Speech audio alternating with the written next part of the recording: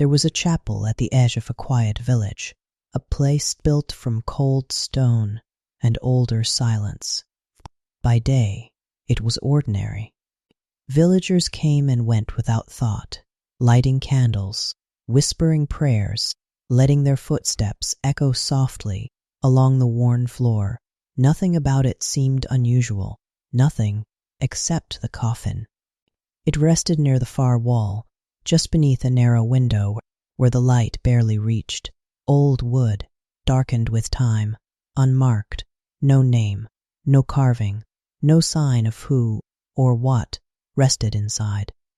And yet, no one ever asked, because in that village there were certain things people simply chose not speak about. As the sun lowered each evening, the chapel would begin to empty. Candles flickered lower, voices faded, doors creaked open and then closed. One by one, the villagers left, always before nightfall, always without looking back. Even the children knew better.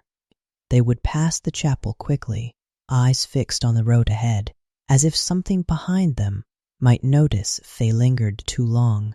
Only one man ever remained, the caretaker, an old monk, quiet and deliberate, whose footsteps were as soft as the dust that settled on the stone floor. He had lived in the chapel longer than anyone could remember, long enough that people stopped asking when he had arrived and began to wonder if he had always been there. Each evening, after the last villager had gone, he would move through the chapel slowly, closing shutters, extinguishing candles one by one, murmuring prayers that seemed older than the walls themselves. And always, always, he would pause near the coffin, not touching it, not opening it, just standing there for a moment longer than necessary, as if listening. No one knew why the coffin was kept there.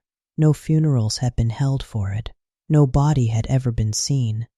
It had simply always been present, a piece of furniture no one remembered bringing in. The villagers avoided it. Their prayers were whispered a little quicker when they passed nearby, their candles placed a little farther away, and if anyone's gaze drifted too close, they would turn away with a quiet discomfort they could never quite explain. Outside, night would settle gently over the village, a cool wind through empty paths, the distant sound of trees shifting in the dark, and inside the chapel there would be silence, a deep, unmoving silence that pressed softly against the stone walls and lingered in the spaces between breath and thought, the kind of silence that felt complete. The monk did not fear it. He had grown used to the quiet, to the routine, to the stillness that filled the chapel once the world outside had gone to sleep. He would take his place near the front, kneeling in prayer beneath the dim glow of a single remaining candle. Hours would pass like this, uncounted, unbroken, and the coffin remained exactly as it always had, still, closed, forgotten, until the night it made a sound. It was faint, so soft that at first it seemed no different from the shifting of old wood or the quiet settling of stone, a single, dull knock. Then silence. The monk did not move. His eyes remained closed. His breathing steady. Perhaps he had not heard it, or perhaps he had. Time passed. The candle flickered. The shadows along the walls stretched and bent with the quiet dance of the flame. And then, again, a knock, slightly clearer this time, not loud, not urgent, but deliberate. The monk's eyes opened, slowly, not in fear, not in surprise, but with a quiet awareness, as though something long expected had finally arrived. He did not turn immediately. He did not rise. He simply listened, because in the stillness of that chapel there was no mistaking it now. The sound had come from the coffin. The monk did not move. He remained where he was, kneeling beneath the quiet flame of the last candle, his gaze steady, unfocused, as though he were listening to something far beyond the walls. The chapel held its breath. No wind stirred the shutters. No footsteps echoed from outside. Only stillness, deep, patient stillness. Then knock, soft, measured, unhurried. This time there was no mistaking it. It did not sound like old wood settling, nor like the shifting of stone. It was something else, something intentional. The monk slowly rose to his feet, not with urgency, not with fear, but with the same quiet care he gave to every movement, as though this moment was simply another part of a routine he had followed many times before.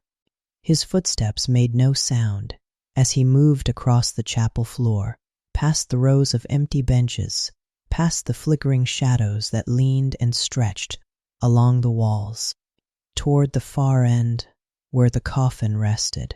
The candlelight barely reached it. Only a thin polska of gold brushed across its surface, revealing the texture of the wood, aged, dry, and faintly uneven. The monk stopped a few steps away. He did not go closer. Not yet. Silence returned, thicker now, heavier. For a long moment, nothing happened, and in that moment it would have been easy to believe that the sound had never come at all, that it had been imagined, a trick of the mind in a place too quiet for its own good. But then, knock, knock, two this time, spaced evenly, like a signal. The monk's gaze lowered slightly, not startled, not afraid, only attentive. He had lived within these walls long enough to understand the language of silence, and this interruption of it was not random. Slowly, he stepped forward, one pace, then another, each movement deliberate, as though the space between him and the coffin was something to be crossed with care. The air near the coffin felt different, colder, not sharply so, but enough to be noticed, enough to make the candlelight behind him seem distant. He stopped beside it now, close enough to reach out, close enough to touch the lid, but he did not. Instead, he stood there, listening. Nothing, no movement, no sound. The silence stretched, long and unbroken, until even the memory of the knocking began to feel distant. The monk closed his eyes. For a brief moment his lips moved in a quiet prayer, soft enough that even the walls did not seem to hear it, and then knock. It came from directly beneath his hand, so close this time that the wood seemed to carry the sound outward into the stillness of the chapel. The monk's eyes opened again, slowly.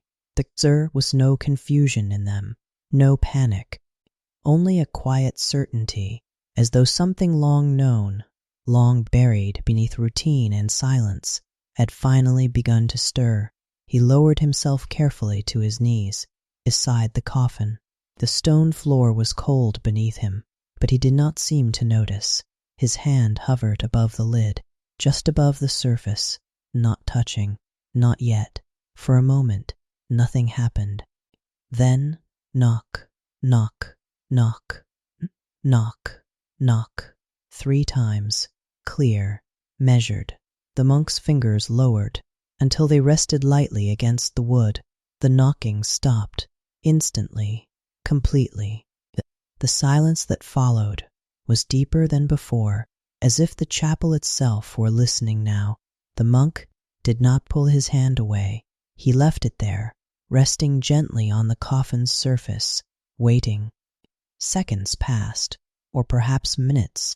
Time felt uncertain here, uncounted, and then, very softly, from beneath the wood, something shifted. Not knock this time, not a sound meant to be heard, but something quieter, something closer, a presence. The monk's hand remained steady. his breathing slow. Because he understood something now, something the villagers had always avoided, something the silence had tried to keep hidden. The coffin was not resting, and whatever lay within it was no longer still. The monk did not remove his hand. He left it resting there, lightly against the surface of the wood, as though the weight of it alone might disturb whatever lay beneath. The chapel had grown quieter, not empty, but watchful, as if the silence itself had turned its attention toward that single point where hand met coffin. For a long moment, nothing happened. No knock, no shift. Only the faint crackle of the candle behind him, its small flame bending gently in unseen currents. Then something pressed back. It was subtle, so slight that it might have been mistaken for the natural give of old wood, but it was not. The monk felt it, a slow, deliberate pressure from within, not striking, not knocking, but touching. His fingers did not flinch. They remained where they were, calm and steady, as though this quiet exchange was not unexpected. The pressure faded, silence returned, but now it felt different. No longer empty, no longer still. The monk lowered his head slightly, his gaze resting on the grain of the coffin lid. The wood was worn smooth in places, rough in others, marked by time, yet untouched by human care.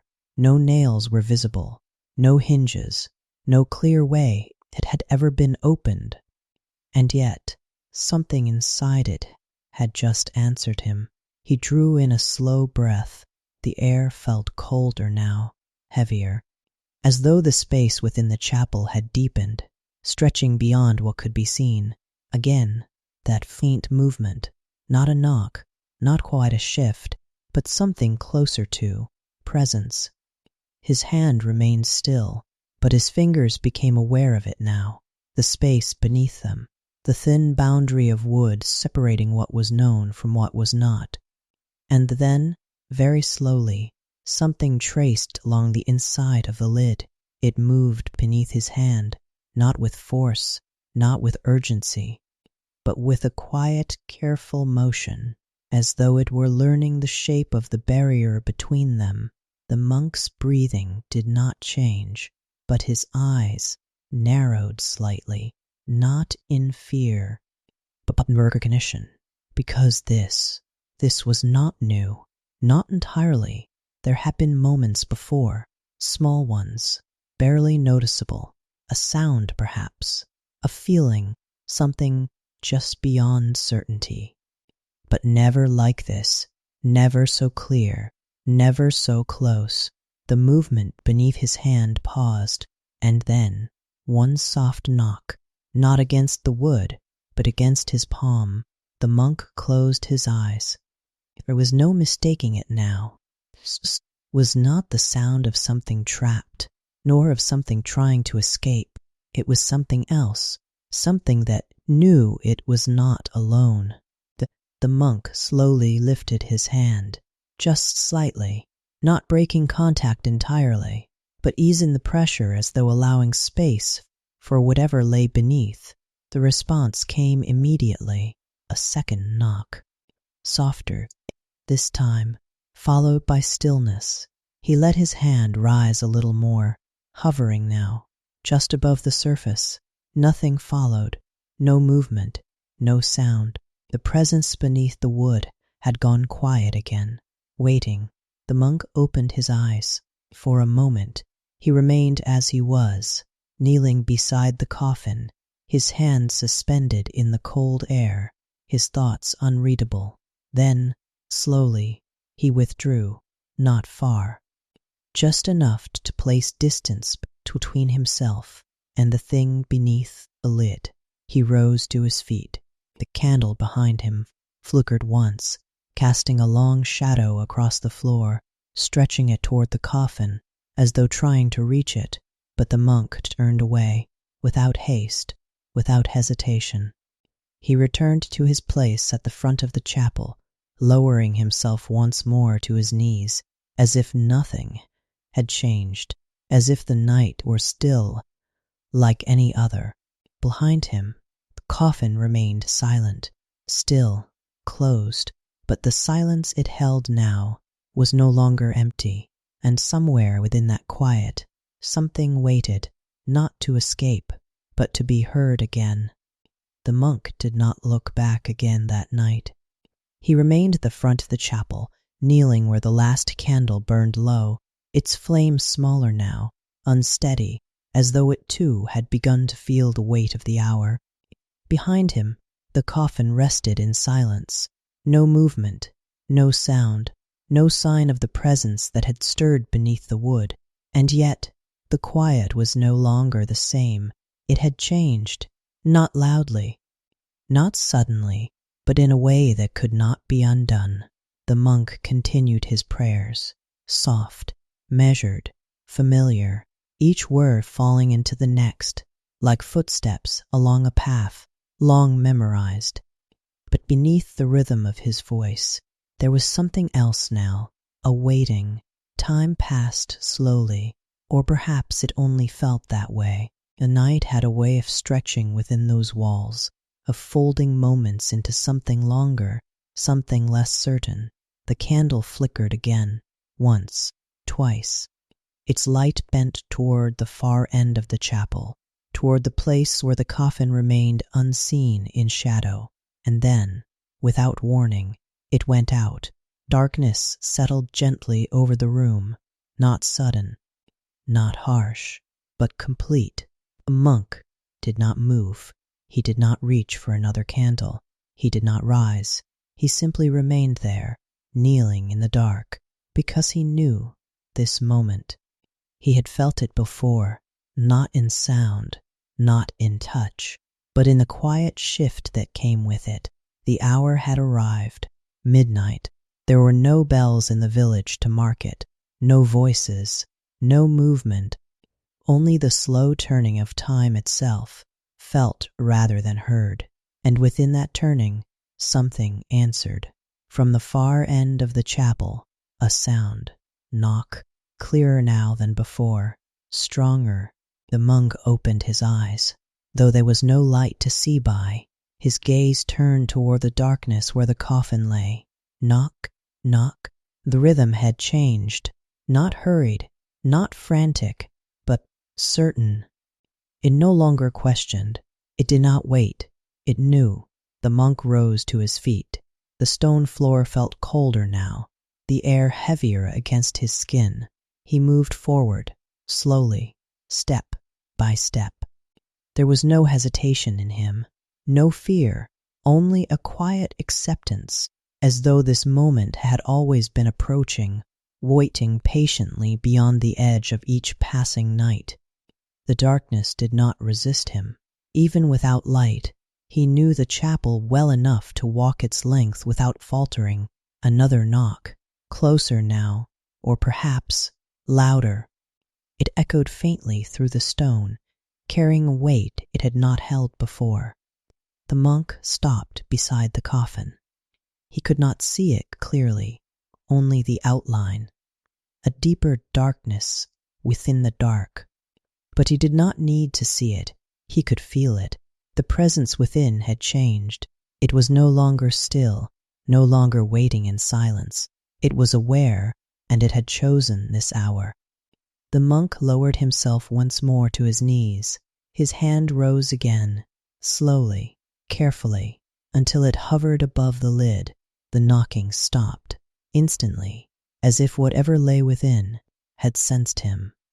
The silence returned, but it was not empty. It listened. The monk placed his hand down. This time he did not hesitate. His palm rested fully against the wood, firm, certain. For a moment, nothing happened. Then, from beneath his hand, a single knock answered, stronger than before.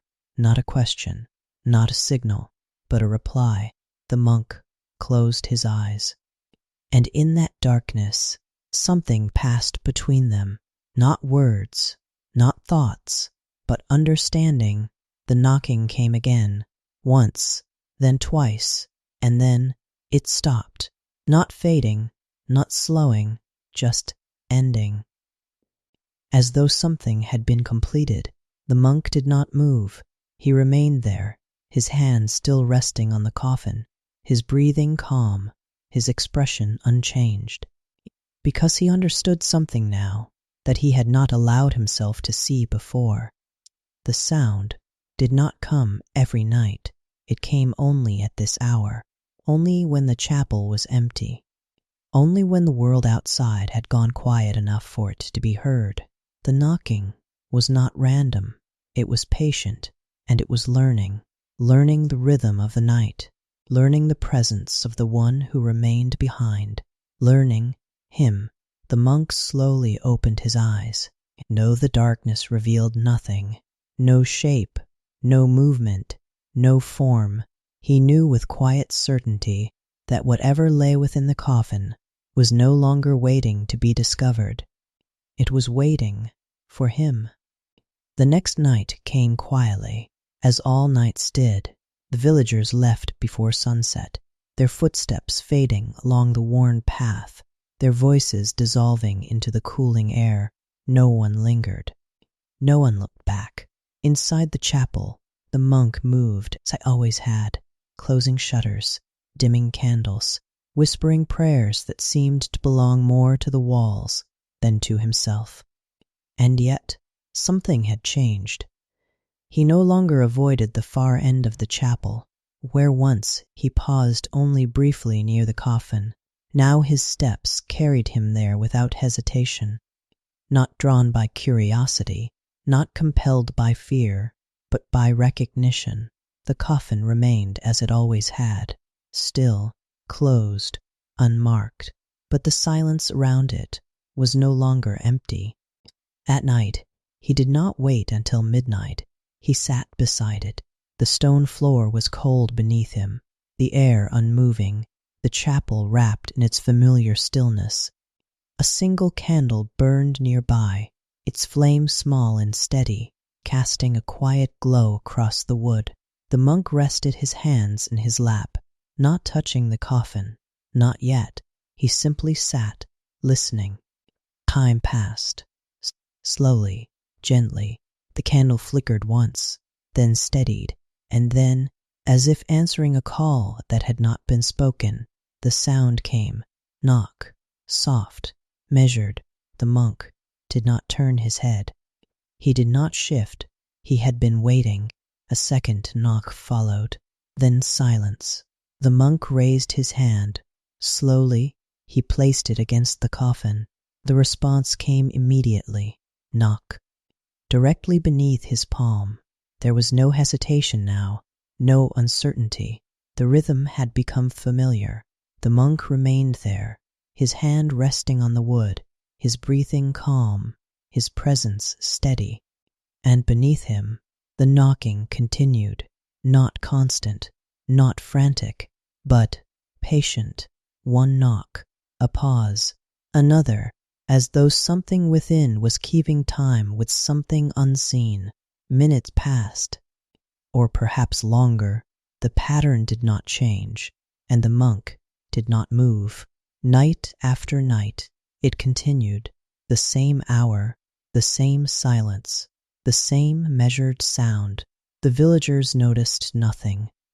To them, the chapel remained what it had always been, a place of prayer, of quiet, of stone and candlelight. But the monk knew. He began to prepare for it. Each evening, he left one candle burning longer than the rest, not at the front, but beside the coffin. Its light would fall softly across the wood, revealing its surface in gentle detail, the faint lines, the worn edges, the places where time had settled. And always, at midnight, the knocking would begin. It grew clearer, not louder, but more certain, as though whatever lay within had found its voice. The monk began to notice something else. The rhythm. It was not random, not entirely. There were patterns hidden within it, subtle, a sequence of knocks that returned again and again, 1. Pause. 2. Pause. 3. Then silence. At first, it meant nothing, just sound, just repetition. But over time, it began to feel familiar, not in the mind, but somewhere deeper, as if it were not meant to be understood, but remembered. The monk closed his eyes one night, as the pattern repeated beneath his hand, and for a brief moment, just a moment, he felt something shift, not in the coffin, but within himself. A faint sense of recognition, like hearing a voice you had once known long ago. The knocking stopped. Abruptly, the silence that followed felt heavier than before. The monk opened his eyes. His hand remained on the coffin, but now there was something different in his expression. Not fear, not curiosity, but something quieter, something closer to understanding, because the sound that came each night was no longer just a sound. It was becoming a message, and though he did not yet know what it meant, he knew it was meant for him. The nights continued, unbroken, unchanged, to the world outside. The villagers came and went as always, their prayers brief, their voices hushed, their eyes careful not to linger where the light did not reach. But within the chapel, time had begun to move differently. The monk no longer measured his nights by the passing of hours. He measured them by the knocking. Each evening he prepared in the same way. A single candle placed beside the coffin, all others extinguished early. The chapel would fall into darkness sooner now, as if making space for what was to come. And when the hour arrived, it always did, the sound would begin. Knock, pause, knock, knock, pause, knock, knock, knock, then silence. Again, the same pattern, the same rhythm, over and over. The monk sat beside it, his hand resting lightly against the wood, his eyes often closed now, not in prayer, but in listening, because the sound had changed, not in volume, not in force, but in meaning. It was no longer empty repetition. There was structure within it, something deliberate. The monk began to follow it, not with thought, but with feeling. One night, as the pattern repeated beneath his palm, he let his fingers move, not pressing, not knocking, just tracing. Slowly, he mirrored the rhythm, a gentle tap of his fingertips. 1. Pause. 2. Pause. 3. The coffin answered immediately. The same pattern returned, clear, precise. The monk's hand stilled. For the first time, it had responded to him, not simply repeating, but applying. The silence that followed felt different now, not empty, but shared. The monk opened his eyes. The candle beside him flickered, its flame bending slightly toward the coffin, as though drawn by something unseen. He did not speak, he did not move, but within him something shifted. A boundary had been crossed. The knocking was no longer something he observed, it was something he had joined. The next night, he returned again, the same candle, the same place, the same stillness. And when the hour came, he did not wait. He placed his hand upon the coffin before the first knock could sound. For a moment, there was nothing, no movement, no response. Then, very softly, from beneath the wood, knock, a single tap, not the pattern, not yet. The monk answered, one gentle tap of his own. The reply came, 2 knocks. He followed, 2 taps, then 3. The coffin answered again, 3. The pattern returned, but now it had changed. It no longer began on its own. It waited for him. Night after night, this quiet exchange continued. Monk no longer wondered what lay within. The question had begun to lose its meaning, because whatever it was no longer distant, no longer hidden. It was present, aware and listening, the rhythm grew more complex, not faster, not louder, but deeper. New pauses, new sequences, variations that seemed to shift with each passing night. The monk followed as best he could. Sometimes he understood, sometimes he did not, but always he listened, and always it answered, until one night the pattern broke. It did not begin with one, or two, or three. It began with something new, a long pause, then a single knock, followed by silence that stretched far longer than before. The monk waited, his hands still, his breath slow. And then, from beneath the wood, a sound that was not a knock, not quite, something softer, closer, as if whatever lay within had moved, not against the coffin, but within it.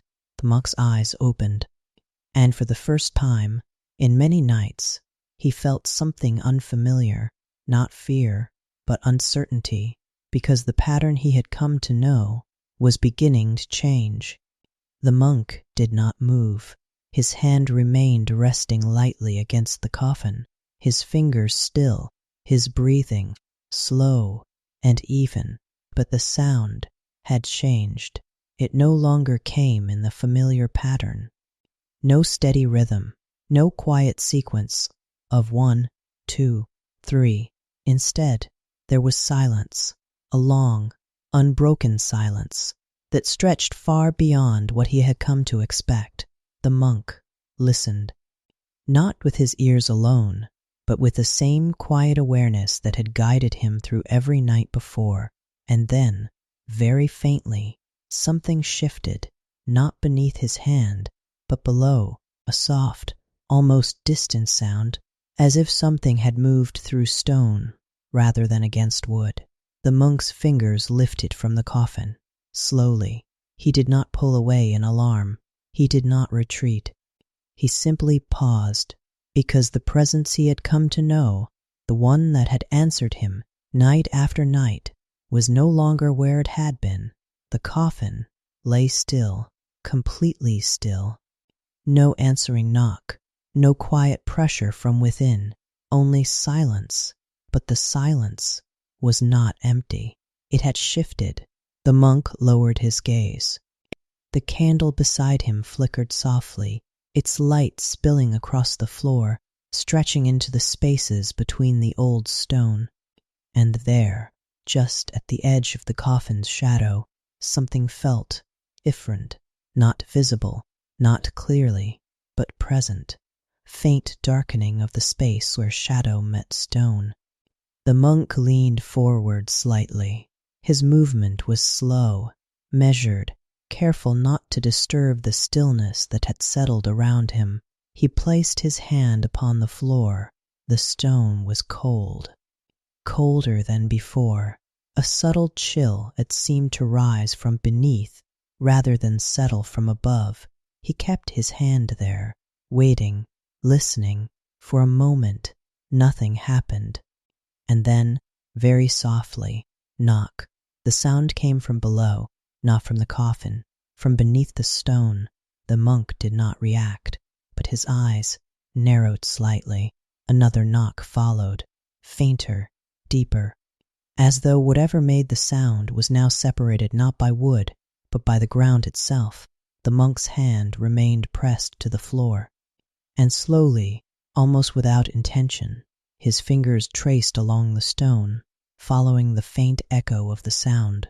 It led him outward, away from the coffin, just a small distance, but enough to change something, enough to reveal what had always been hidden beneath quiet and routine.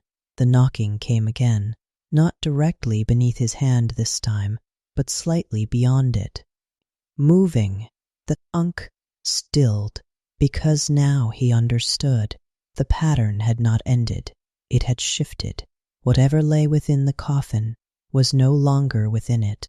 The realization settled slowly, not with fear, not with shock, but with a quiet, heavy certainty. The coffin had never been its prison, only its place, And now that place had been left behind. The monk withdrew his hand from the floor, not quickly, not suddenly, but with the same careful stillness that had marked every movement he had made since the first night. He sat back. A candle beside him flickered once more, its flame bending low as if pulled toward the ground, and in the quiet that followed, the knocking came again, farther now, not distant, but no longer close, a single, hollow sound, echoing faintly through the stone beneath him. The monk closed his eyes, because he understood something now that could not be undone. The presence had not disappeared. It had not gone silent. It had simply moved, and the place it moved within was not bound by the coffin, nor by the chapel walls, but by something deeper, something that had always been there. Waiting, the monk opened his eyes again. Slowly, he turned his head, not toward the coffin, but toward the floor of the chapel, as if, for the first time, he was truly seeing. The monk did not rise at once. He remained seated beside the coffin, though it no longer held what he had been listening to. The silence had changed again. It was no longer centered, no longer gathered in one place. It stretched now, across the floor, into the unseen spaces beneath the chapel. The monk turned slowly, not toward the coffin, but toward the faint direction from which the last sound had come. There was nothing to see, only stone, worn, uneven, old beyond memory, and yet something called from beneath it, not in sound alone, but in presence, a quiet pull. The monk placed his hand against the ground again, this time not beside the coffin, but a short distance away. The stone was colder here. The chill spread through his palm more quickly than before, as if the boundary between surface and depth had grown thinner. He closed his eyes and listened. For a moment, nothing. Then, faintly, knock, distant but clear. The monk's fingers shifted slightly, tracing the direction of the sound. It came again, a little farther, not random, not scattered, but moving, following a path. The monk opened his eyes. The candle behind him flickered, its light stretching across the floor in long, trembling shapes, and for the first time he saw it, not clearly, not fully, but enough. A subtle line, a narrow, uneven trail where the stones did not sit as firmly as the others. A path. It had always been there, hidden in plain sight, worn just enough that no one noticed. Or perhaps no one had ever looked long enough to see it. The monk rose to his feet, slowly. His movements remained calm, but something within them had shifted, not hesitation, but direction. He stepped forward, following the faint line along the floor. The chapel felt larger now, not in space, but in depth. Each step carried a quiet weight, as though he were moving not just across stone, but along something older, something buried. The knocking came again, soft, guiding. He stopped. The sound had grown clearer, closer, not beneath him exactly, but ahead. The monk lowered himself once more, kneeling where the path seemed to narrow. He placed his hand against the stone. The cold rose instantly, stronger now, more present, and then, knock, directly beneath his palm. The monk did not move. Let his hand rest there, waiting, listening. Another knock followed, slower this time, as though whatever moved below had adjusted to his presence. The monk's fingers pressed slightly against the stone, not with force, but with awareness, as though he were reaching, not through the surface, but towards something beyond it. The silence around him deepened. The chapel seemed to fade. Its walls, its shadows, its familiar stillness, all of it receded into something distant, because now there was only the floor and what lay beneath it.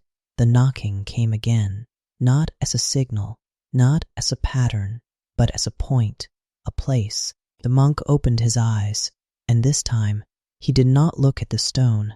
He looked beyond it, as though for a brief moment he could sense the space below, not as darkness, but as depth, endless, unseen, and waiting.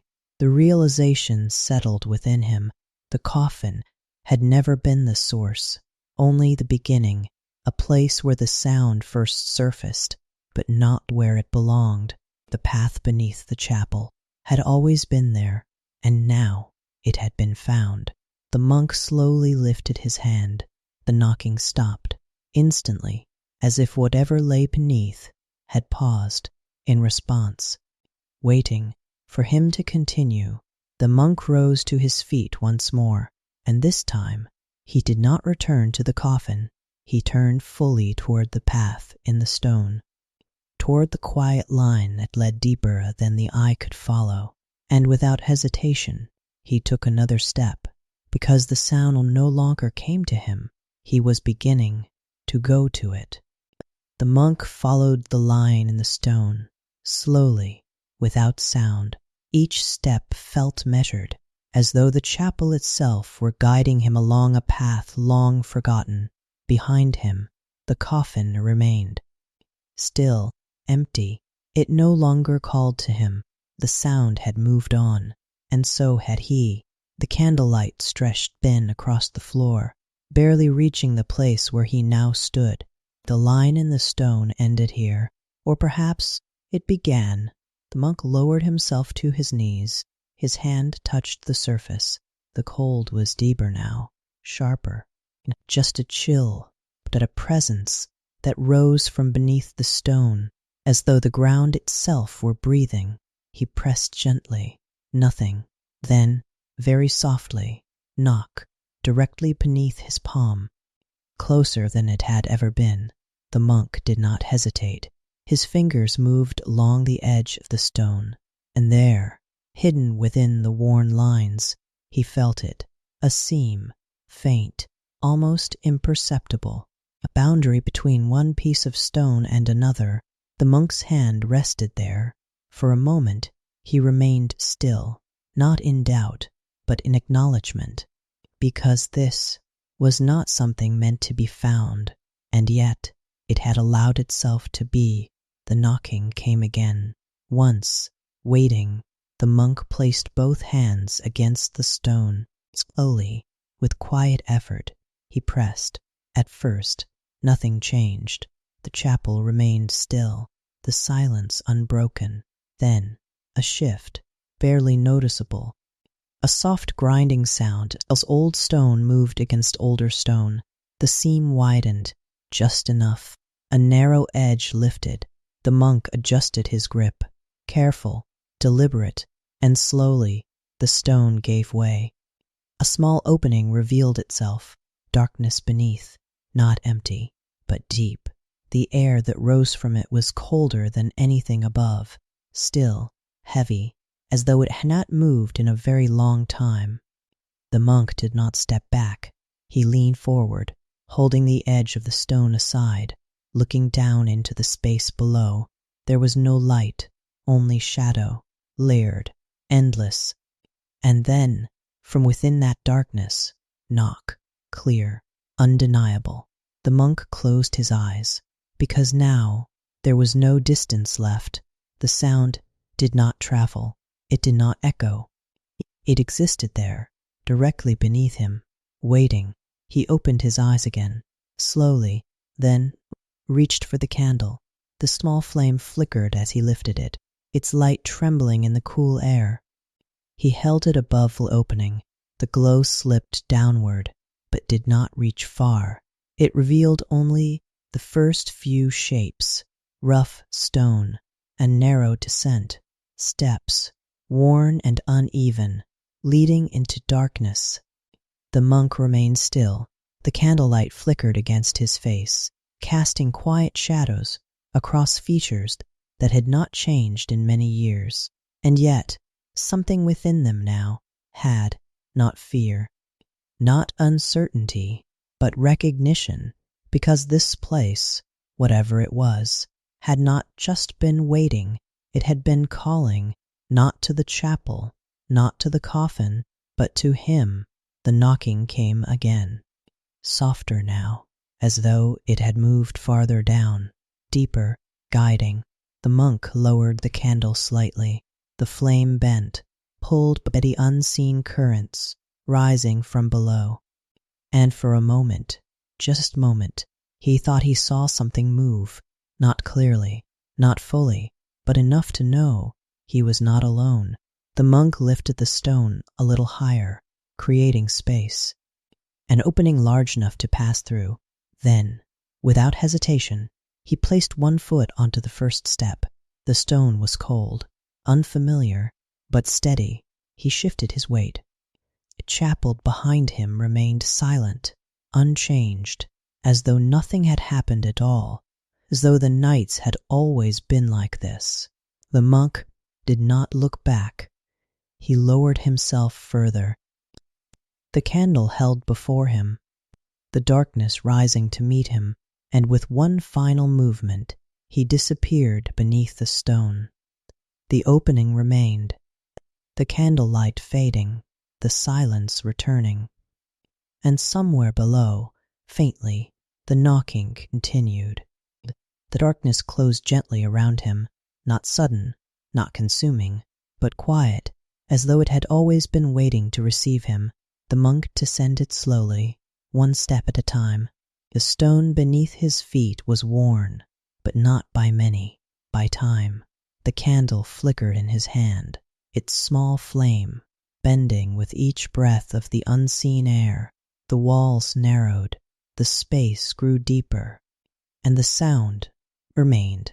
Knock, faint now, not distant, but below, always below. The monk continued downward. The steps did not end quickly. They stretched, turning slightly, descending further than the chapel above had ever suggested, and yet he did not question it, because the further he moved, the quieter his thoughts became. Not empty, but still, as though something within him was aligning with the silence around him. The knocking came again, softer now, slower, not calling, but waiting. The monk reached a final step. The ground beneath him leveled. He stepped forward. The space opened, not wide, not grand, but complete. A chamber, hidden beneath the chapel, unmarked, unseen, and at its center, nothing, no coffin, no altar, no sign of what had once been placed there, only empty stone. The monk stood still. The candlelight stretched across the floor, revealing only what was there and nothing more. The knocking did not come. For the first time since it had begun, there was no sound. The silence returned, deeper than before. Final, the monk stepped forward, slowly, toward the center of the chamber. Each movement carried no hesitation, no resistance, only understanding. He stopped. The candle flickered once, then steadied. And in that quiet moment, he lowered himself to his knees, not in prayer, not in ritual, but in recognition, because this place was not empty. It had never been. It had simply been waiting for something to arrive. The monk placed the candle beside him. The flame burned low, soft, unmoving. He rested his hands upon the stone floor. The cold rose to meet him, familiar now, expected, and then, very softly, he tapped. Once, the sound echoed faintly, then faded. The monk waited. The silence remained, unbroken. For a long moment, nothing answered. And then, very gently, from the stone beneath his hands, knock. The monk closed his eyes, not in surprise, but in completion, because now the sound no longer came from elsewhere. It no longer traveled. It no longer called. It answered. The monk tapped again, 2 times. A pause. The response came. 2 knocks, perfectly matched. The rhythm returned, but changed. no longer separate, no longer divided between above and below, between listener and source. The monk remained still, his hands resting on the stone, his breathing slow, his presence quiet. And beneath him, the sound continued, not as a signal, not as a call, but as a continuation, a rhythm that no longer needed to be learned, only followed. The candle flame flickered once more, then began to fade, its light shrinking gently until the chamber returned to darkness. But the monk did not move, he did not rise, he did not leave, because there was nowhere left to go. The chapel above remained, the coffin empty, the nights unchanged, but below, in the quiet space beneath stone, something had settled, not awakened, not released, but completed. And from that night onward, the chapel returned to silence. No knocking, no sound, only stillness, deep and undisturbed. The villagers continued as they always had. They lit their candles. They whispered their prayers. They left before nightfall, and none of them noticed that the coffin was lighter, or that the chapel felt just a little deeper than before, because some sounds are not meant to be heard forever, some doors are not meant to be seen, and some answers do not rise to the surface. They remain below, quiet, patient, and complete.